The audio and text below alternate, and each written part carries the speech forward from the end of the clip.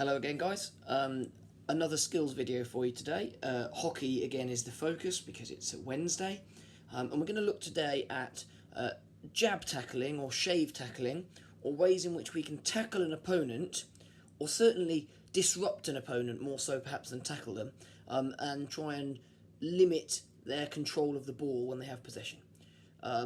We're not necessarily looking to win possession of the ball with this tackle, although that might be an outcome.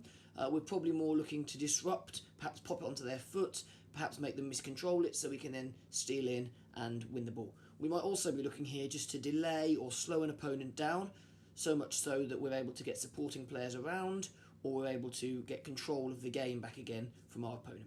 So we're going to look at the jab tackle and the shave tackle. Again here, not a huge amount of equipment required. I've got a hockey stick, I've got a couple of toilet rolls just to act as cones, and I've got a tennis ball, because again I'm operating in my front room here. If you're doing it in the garden or somewhere a little bit more spacious, you could perhaps use a hockey ball if you have one, but it doesn't really matter, the skill's what we're practicing. So let me show you by setting up the camera what I'm going to ask you to do. Let's hope this sticks in the right place this time. Maybe not.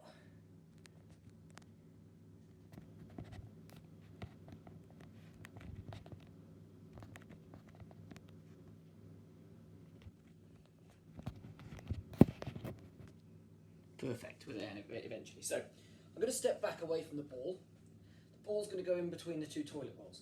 I'm going to look to get myself about 2 sticks lengths away from the ball. Maybe 1.5, depending on how confident you feel. When we're defending, guys, really important to remember, we're not trying to get our feet square on to our opponent. That gives us a problem.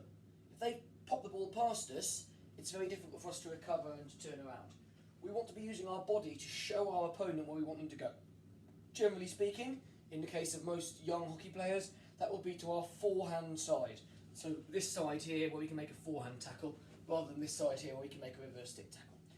What we do need to do, however, is have our feet pointing slightly towards our own goal, or perhaps parallel across the pitch. Certainly not facing forwards towards our opponent's goal, because I'm very flat-footed here, I'm planted, and if somebody beats me, I'm in trouble.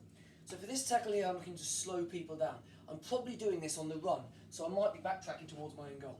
I want the stick in one hand. My left hand, my top hand, on the stick. My right hand is halfway down, but that's only there to guide and will come off in a moment.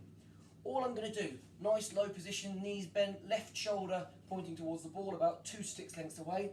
All I'm going to do is reach out and try and nudge the ball towards the camera, using the head of my stick. I'm just trying to nudge the ball towards the camera. If you imagine this toilet roll here is a defender, an attacking player.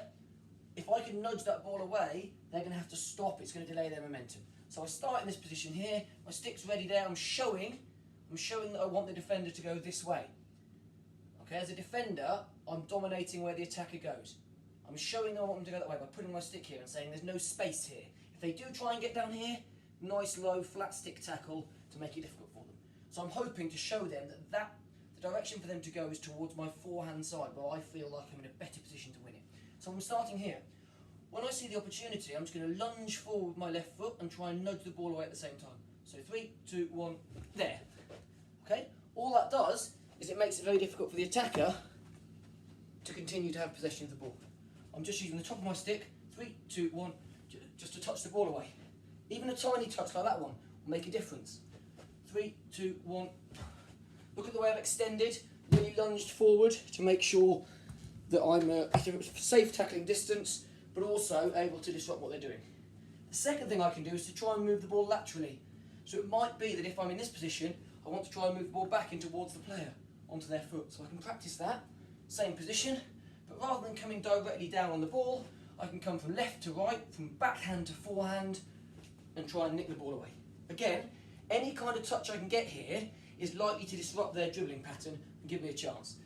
So I'm in a nice low position here, I'm leaning forwards, and I'm tapping the ball away to one side.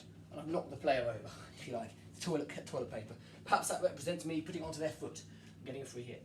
I can also do the same the other way, if I want to, just nick the ball away. That's a practice we can do. Just a thought there, that's something you can try, repeat, you can have a go at a number of times to see if it makes you more effective. more delaying your opponent than anything else, but I think it's worth you having a go. Give it a try, see how you get on, let me know.